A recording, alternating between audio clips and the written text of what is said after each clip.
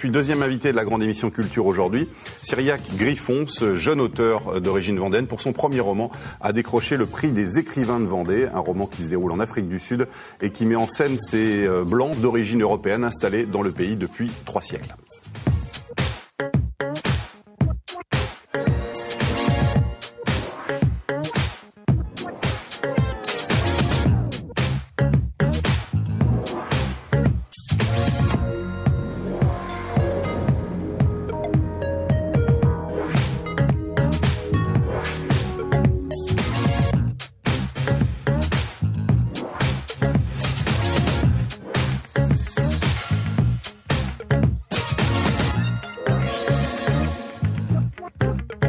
Bonjour à tous, soyez les bienvenus sur le plateau de la grande émission Culture en ce jeudi avec Hervé Leroc et Jacques Porcheret. Bonjour à tous les deux. Bonjour Stéphane. Aïda n'est pas là aujourd'hui. On verra bien sûr la semaine prochaine. Vous vous sentez tout seul. On est bien. Vous êtes bien. On est pas mal. Vous êtes un peu collé serré même. Ça nous rappelle il y a 2 ans, quand on avait 5 kilos de moins.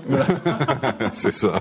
Notre premier invité aujourd'hui, Cyriaque Griffon. Bonjour. Bonjour. Vous êtes originaire de la Guyonnière en Vendée. Vous êtes installé à Nantes aujourd'hui. Vous enseignez l'anglais et vous avez écrit ce roman paru aux éditions Michalon, Afrikaners, les secrets de Vrijland. Et premier roman, premier succès, critique déjà, puisque vous êtes très bonne critique dans la presse, et puis succès déjà aussi, puisque vous avez décroché le prix des écrivains de Vendée. On va parler de ce livre. D'abord, les Afrikaners, évidemment, il faut les situer un petit peu et expliquer qui ils sont. Ce sont donc des colons, des blancs d'origine européenne, issus, enfin ancêtres en tout cas, des colons hollandais, qu'il faut distinguer des colons anglo-saxons. C'est pas tout à fait la même chose. Oui, exactement.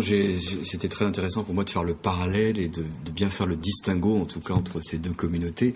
Et les Afrikaners sont descendants des colons hollandais, cette petite portion aussi de huguenots français aussi, puisque l'époque que je connaissais bien, il y avait, je me souviens, le dernier gouvernement blanc, on avait quand même trois de Villiers, un Duplessis, donc beaucoup de noms à consonance française, énormément. Ah ouais. Donc il y a cette petite portion, après ils se sont multipliés, je sais pas comment, mais ils ont été fondus dans la masse de Hollandais.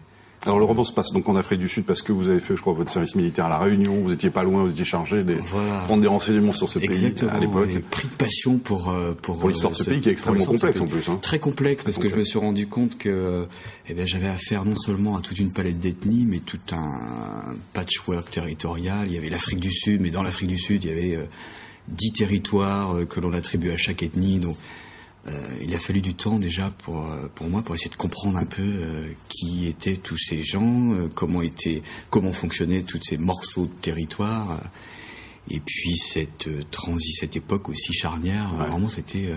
Alors là, justement, vous avez choisi une époque charnière parce qu'on est au tournant des années 90. C'est la fin du gouvernement de Klerk.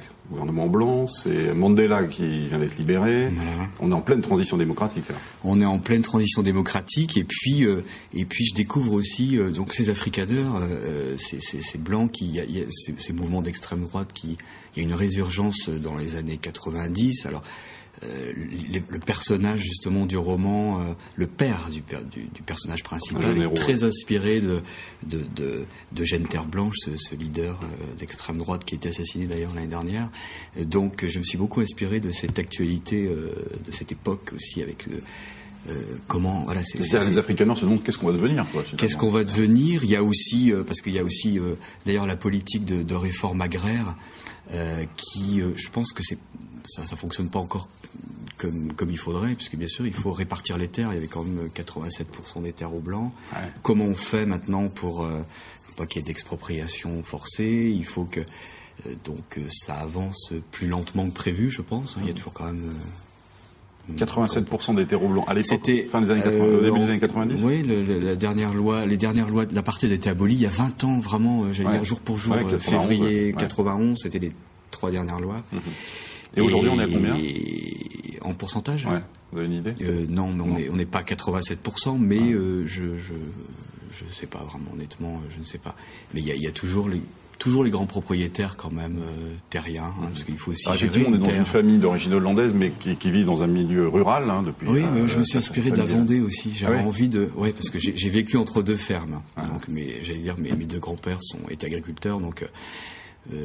Ça m'a inspiré pour créer. J'avais envie de créer une ferme où il y a des pierres qui transpirent les racines. Et je me souviens enfant quand j'étais dans la ferme, il y a toujours une ferme, c'est toujours propice à plein de secrets, plein de pierres, plein de mystères. Donc cette identité, tout ça. Donc ça m'a inspiré aussi pour le roman. Imaginer ces Afrikaners. Vous y êtes allé en Afrique du Sud. Alors justement, Voilà. parce que souvent j'ai vu dans la presse que j'ai vécu longtemps en Afrique du Sud. Non, j'y suis allé dans un cadre touristique en 2005, vraiment donc plusieurs années après.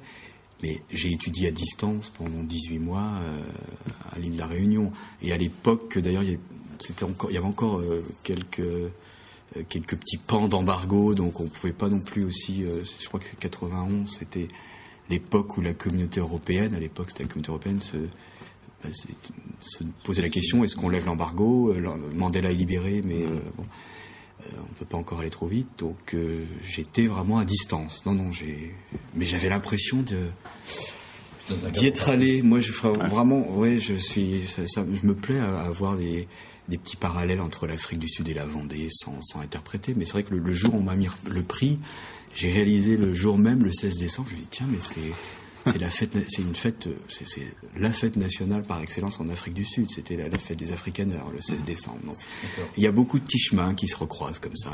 Alors il faut situer le roman qui se passe dans une région où vous disiez effectivement plusieurs États. On est là dans la région de l'État libre d'Orange, qui est une des régions les plus conservatrices du pays à cette époque. Il y avait 4 provinces, dont l'État libre d'Orange, un territoire à vocation rurale. C'était aussi un des bastions très conservateurs aussi de certains partis. Donc j'ai vraiment situé ce cadre dans ces endroits un petit peu ruraux et vocation très traditionnelle, avec cette ferveur.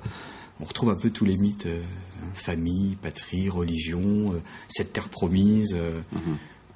Et donc, bien sûr, sauf pour le jeune rebelle de la famille qui n'adhère pas. Ouais.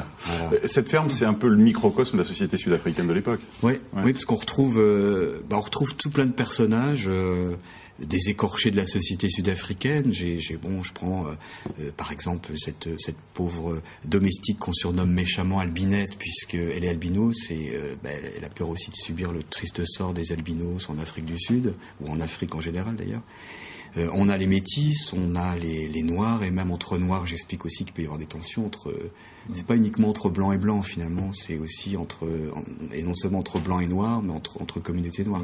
Il y a c'est un microcosme, une petite société où on retrouve ces personnages qui se côtoient, sans vivre forcément ensemble, finalement, puisque on est encore... il y a encore des règles, même si l'apartheid disparaît, il y a encore des codes qui subsistent. Et on verra dans la deuxième partie. Alors, on n'a pas dit Vryland, en fait, ça veut dire terre libre, en fait, en Afrikaners. Exactement. C'est Freeland, en fait. C'est l'équivalent, on peut dire. Oui, voilà, on retrouve des formations Vryland. Voilà, alors, on verra dans la deuxième partie qu'en fait, le roman bascule à un moment donné, parce que ce jeune garçon, le héros, annonce un jour à ce père militant d'extrême droite qu'il va aller devenir domestique dans une famille bourgeoise noire. Ce qui est pour le faire, évidemment, c'est pas possible. Une catastrophe, c'est impossible. Et en plus, il va tomber amoureux d'une noire. Voilà, c'est au moment où l'Afrique du Sud, le régime de l'apartheid se fragilise. Donc, il sent qu'à la ferme, il y a la même chose. Il y a les piliers qui se... On en parlera dans la deuxième partie tout à l'heure. On va d'abord évoquer la SOMAC de lundi.